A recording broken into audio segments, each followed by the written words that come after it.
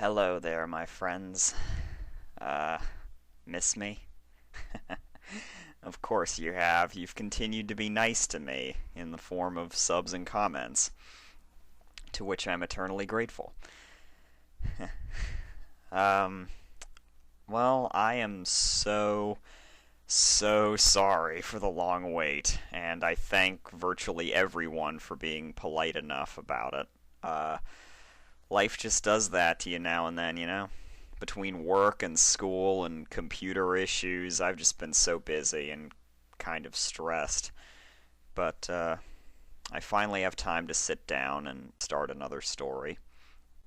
So, yeah, my return from break is marked with this. Just another funny slice of life featuring Applejack and Rainbow Dash. Not in a romantic way, but just really cute. Oddly enough, I think the last time I returned from a bit of a break was with a story with those two. But anyways, this is Hot Plot by TheBandBrony, who I can't help feeling I've done another story by, but my memory's fuzzy there. But I only found this recently on FimFiction and thought it'd be a fun comeback. And I know my voices for both AJ and Dash are well liked, so hopefully this will work great for me. And of course, I hope all of you enjoy as well.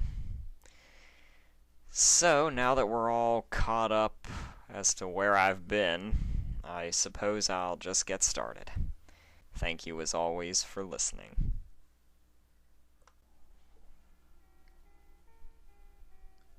Hot Plot by TheBandBrony.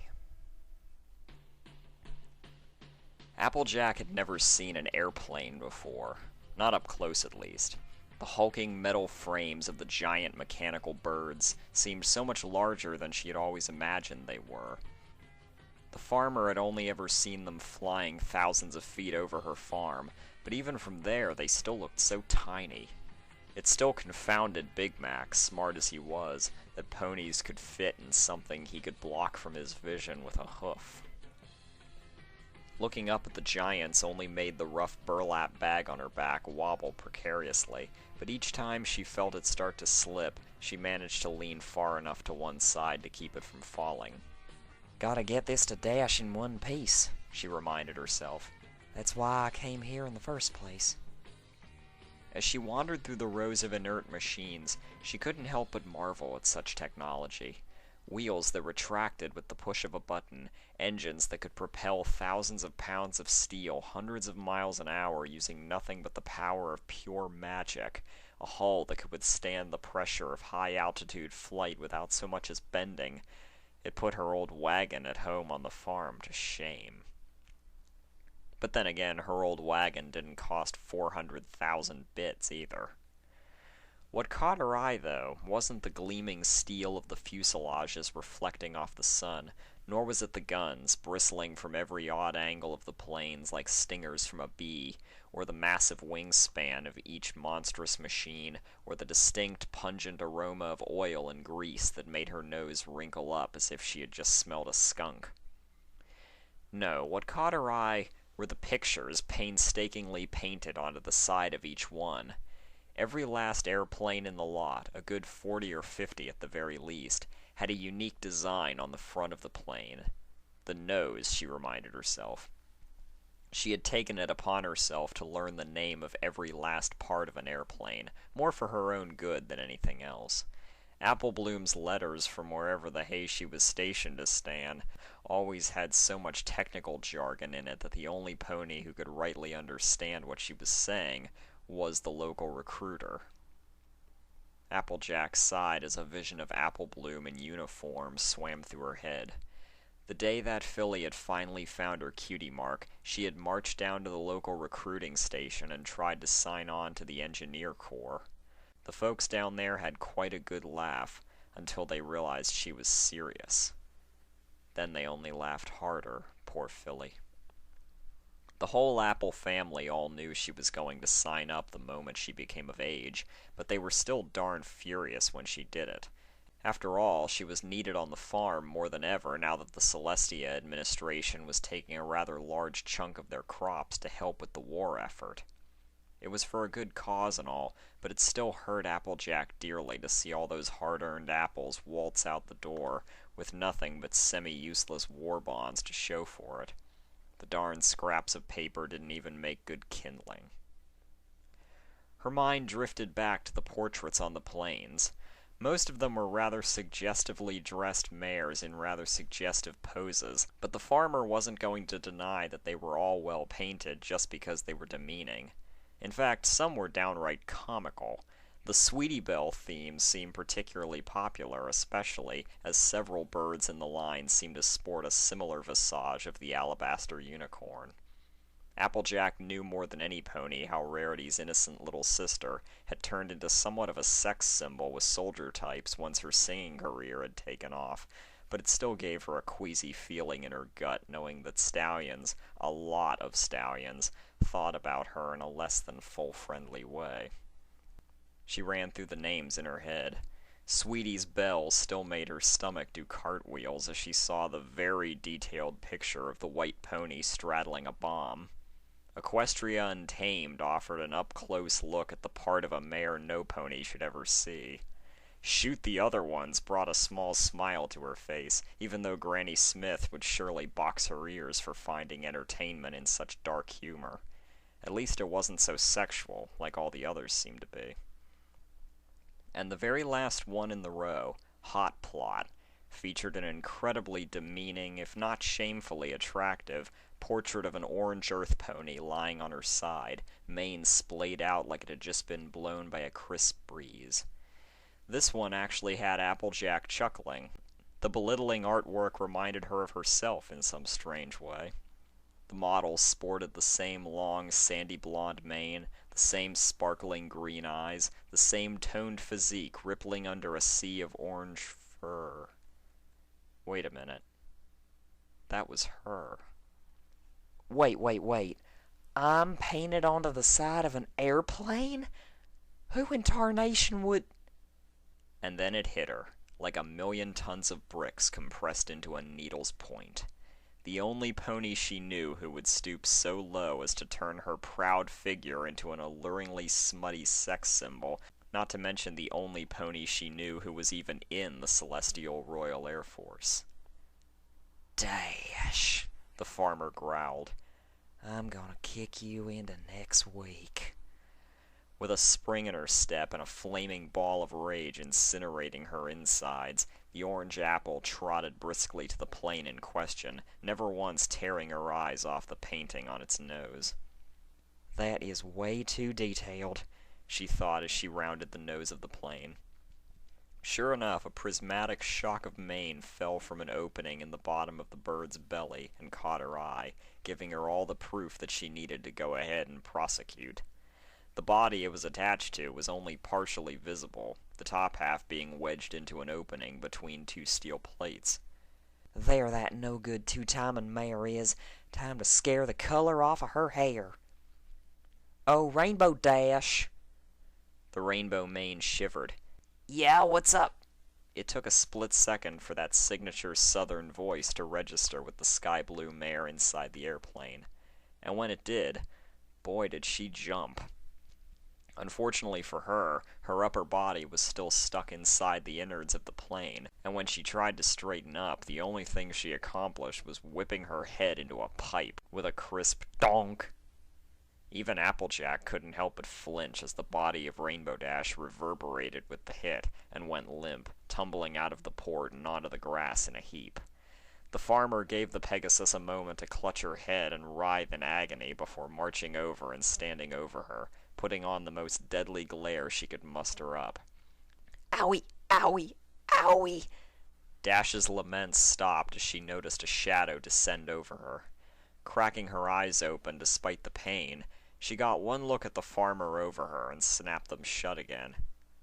Oh, hey AJ, didn't know you were visiting here. Silence. So, how have things been at the farm? I'm pretty sure the mess hall has some of your farm's apples in stock. All the ponies on base can't get enough of them. More silence. It's been tough not being able to see you girls whenever I want to, but I guess that just comes with being in the Air Force. Painfully weighted silence. Did you know that Ditzy Doo's here? She was the mail mare back in Ponyville. I think you two met a few times before. She's around here somewhere. Deadly silence. So, I take it you saw the painting. Y'all forgot my hat. Applejack's tone was just as dead as Dash was about to be. Oh yeah, so you did see that. Rainbow's painful shifting quickly turned into awkward twitches. She was in deep duty. Even then, she couldn't resist thinking of the small pun that the ponies in uniform just couldn't seem to get enough of, and she knew it. I couldn't miss it, given how massive it is. Dash sighed and flipped over, putting her legs under her and getting to her hooves, shakily, still clutching at her head. Okay, so maybe I might have had a hand in this. Noting how her confession only made the snarl on the farmer's face more defined, she held her hooves up over her face to protect herself from any incoming blows. It wasn't my fault! The stallion who did the paintings told me to pick the coolest thing I knew! Oh, that was a low blow. How could Applejack rightly hit Dash now that she had gone and said that? Annoyed rage careened head first into honored gratitude, causing a monumental pile-up inside the farmer's head that halted her cognitive thinking skills indefinitely. Wait, you think I'm the coolest pony you know? Well, yeah! You're not as cool as me, but hey, who is? She tossed out a quick, "Kidding! Jeez," as Applejack shot her another deadly glare. Dang it. I'm not gonna hurt you, Dash, but I'm still mighty mad at y'all for painting me like this. It's downright disrespectful. It's pretty well done, though. Yeah, it is. Hey! Disregarding her earlier promise, Applejack moved in and thwacked Dash lightly on the arm. Don't go changing the subject on me. Would you two keep it down? A scratchy feminine voice rang out from somewhere above the two. I'm trying to take a nap. Dash cupped her hooves and craned her neck up towards the plane. Sorry, Ditz, she shouted before turning back to Applejack. I guess I found Ditzy. She tried flashing an innocent smile, but the farm pony wasn't buying any of it. Dash, Instead of continuing, she let out an exasperated snort. Dang it, I just hope this plane blows up before any pony else has a chance to see this. The pained expression on Rainbow Dash's face grew tenfold, and the wrinkles on her furrowed brow deepened into canyons as her eyes shrunk to needle points in their sockets. All this negative body language certainly wasn't lost on the farmer. Dash, what did you do?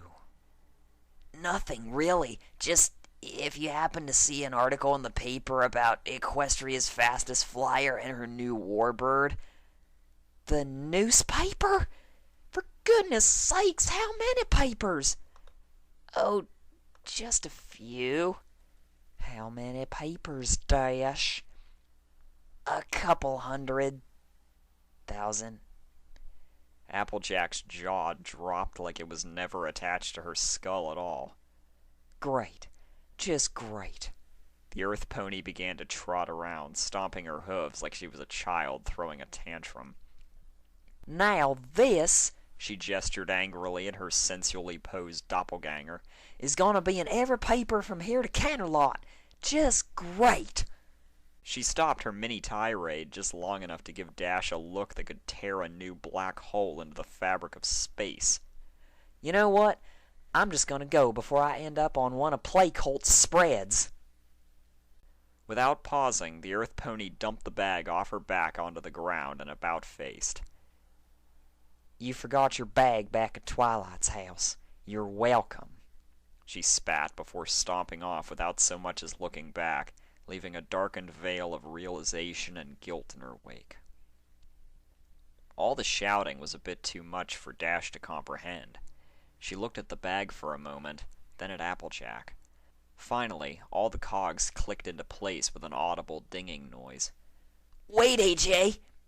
Forcing her suddenly sluggish wings into motion, she sprung forward and landed with a thump in front of the still fuming Earth Pony. Applejack, listen to me. I'm sorry about this whole thing. A bunch of news ponies from Celestia knows how many newspapers showed up here wanting an interview, and then they wanted photos to go along with the article, and the CO told me to stand in front of the plane and look cool, and we both know how cool I can look if I try, and I kind of forgot about the art. Yeah, y'all were too busy posing for the cameras to notice. Applejack brushed by Dash, forcing the Pegasus to turn and trail after the enraged farmer in her wake. Look, AJ, I get it. You hate me, but at least hear me out. Applejack hesitated with one step, slowing down just enough to let Dash know that she still cared, even if she was still madder than a manicore with a thorn in its paw. Please, don't get so mad at me. Would you just stop stalking away for 1 second, please? Applejack mercifully stopped and stared at the ground, a heavy frown weighing down the corners of her lips. Finally, she spat out, Just talk before I kick you or something. Dash took a brief second to breathe a sigh of relief. Okay, so yes, I did have you painted in a pretty sexual position, but it was either that or you tearing a griffin in half. Nose art is either sex or gore. There isn't much in between. As sound an argument as this was, Applejack did not look convinced in the slightest. Or you could have picked one of those pinup mares to be a sex item. You didn't have to pick me. At this, Dash hung her head. Yeah, you're right, I didn't. But I didn't want a stupid pinup on my plane. Only the coolest of ponies belong on Rainbow Dash's airplane. Even before the lines left her mouth and she struck a dramatic pose, she knew that she would get a smile out of the farmer. Sure enough, the Earth Pony's mouth curled upwards ever so slightly as she rolled her eyes at her friend's theatrics. And, the Pegasus continued, I kind of, you know. For some reason, the last part of her apology was a lot harder to spit out than the rest of it. I wanted some pony who would remind me of home. What was that? I said I wanted some pony who would remind me of home. Quit mumbling. I wanted some pony to remind me of home! Dash blared a little too loudly. All the girls sent me letters and pictures and all that. But you, AJ, you're my best friend. When I'm up there in the sky kicking Griffin flank, I'm not going to want some mushy love interest distracting me from my job. I want my rough and tumble friend to be there with me, bucking just as many Griffin faces as me. If you're up there with me, then I know I'll do better. Dash's voice suddenly dropped to a hoarse half-whisper. And if I do better up there, I'll have a better chance of getting home in one piece. Oh. Gosh. In all the time Applejack had known Rainbow Dash, the Pegasus had never made a statement so genuine that it actually left a pony like her speechless. So she had good reason to be surprised that when she tried to formulate a response, all that came out was a weak whistle. Dash, that was... She couldn't for the life of her force out any more words, so she just closed her mouth and let a soft silence complete her sentence instead. The Pegasus smirked grimly. Yeah, I know, right? War's turning me into an old mare. No, not that. That actually made sense. Made a whole lick of sense, actually. Great, now she's got me all guilty for yelling at her. Frustrating guilt that made her want to stick her head in the nearest hole in the ground and scream joined the guilt, anger, compassion pile up in her head. Great, now I feel bad for telling you off. Don't worry about it. Ever the friend, and more than a bit thankful to have resolved the glaring nose art situation, Dash hopped over to Applejack and tossed her legs around her in a huge hug. I'm just glad you didn't hurt me for plastering you on the side of an airplane. Any pony else would have killed me if I had painted them onto the side of one of these things. A low growl rose in AJ's throat, but she managed to repress it. Just barely. Hey, RD, I just got one more question, if you don't mind. Shoot, I'm all ears. Why's the painting so darn sensual? I mean, couldn't you have at least kept it PG? Oh yeah, Ditzy wanted it like that. Before I forget, she also wanted to know if she could write to you while we're away on deployment. She's just too much of a chicken to ask you herself. Applejack's eyes went as wide as dinner plates as she stared incredulously back at Dash. I'll take your silence as a yes, then. The Pegasus gave a nonchalant shrug, and she bent over to grab the bag in her teeth before turning to hover back to her plane, her wings cutting lazy, rhythmic trails through the air. The farmer reared up and tried to call out, but the Pegasus was already gliding back into the fuselage of the hot plot and out of earshot. Applejack gave another annoyed whinny. That's it. No more apple pie care packages for that, Pegasus. The punishment seemed fitting for such a grave offense on the farmer's dignity, and with a curt nod to herself she turned and started in the opposite direction, back towards the exit to the base, through the rows of shining, almost surreal warplanes with their gleaming hulls and their bristling guns and their oily aromas and their demeaning nose art. Yet as she moved to leave, a harsh, nagging feeling tugged at her head, willing it to turn around. Wearily, she complied, her eyes naturally moving towards the last plane in the row, the one still sporting her sensual visage on its front, the bright orange paint boldly contrasting with the dull gray aluminum. Squinting, she made out a slate-gray Pegasus lounging on top of the great machine, legs and wings splayed out and catching the sun as it fell. That must be the mail mare Dash was yabbering about. I wonder if she really wanted to write me. Me, of all ponies. It almost looked like her fur blended in with the similarly colored sheets of metal on the outside of the plane, making her look more like a chameleon than a pony. Dash was still visible too, her hind legs and tail protruding from the belly of the beast, swaying ever so faintly to a beat in her head. The tuft of rainbow-colored fur shook ever so gently in the faint breeze that drifted in between the metal monsters.